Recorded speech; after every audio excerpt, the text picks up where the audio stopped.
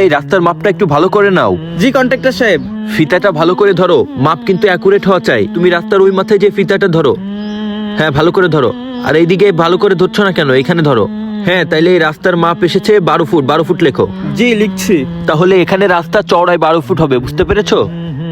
আর তাইলে তুমি এখন যাও ওই সাইডে যেয়ে মন দিয়ে কাজ করো। আচ্ছা ইমন, তাহলে আজকের মতো রাস্তার মাপ এখানে নেওয়া শেষ। হ্যাঁ, এখানকে সব মাপ নিয়ে আসিস। তাহলে চওড়ায় কত আইছে? কন্ট্রাক্টর সাহেব, রোডের এই পাশে হয়েছে 12 ফুট। ও আচ্ছা, তাহলে এই মাপ অনুযায়ী কাজ করতে হবে, বুঝতে পেরেছো?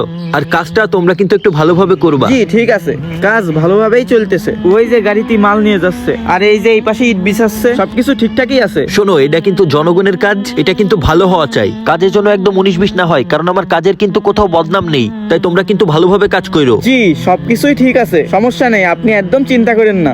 এই পাশ অলরেডি কমপ্লিট হয়ে গেছে, আর এইদিকে সবকিছু তো দেখতেছি আমি। আপনি একদম নিশ্চিন্তে থাকেন।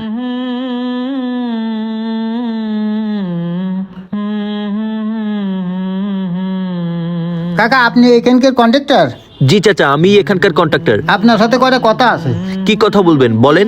কাকা, এই রোডটা একটু ভালো করে করেন, বুঝলেন? আমাদের যাওয়া আসা করতে মেলা সমস্যা হয়, আমাদের ফসল আবাদ নিতে একটু ঝামেলা হয়ে যায়।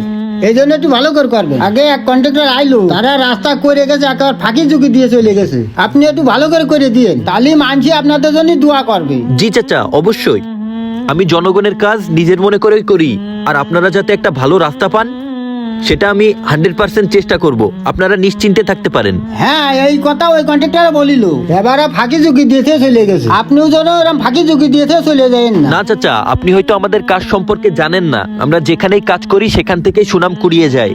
তো আপনারা দোয়া করেন যাতে আপনাদের রাস্তাটা আমি ভালোভাবে করে দিতে পারি। এতটুকুই আপনাদের কাছে আমাদের চাওয়া পাওয়া। ঠিক আছে, আমরা দোয়া দেবো, আপনি রাস্তাটা ভালো করে দিয়েন। এই রাস্তায় চলাচল করতে খুব কষ্ট আমাকে।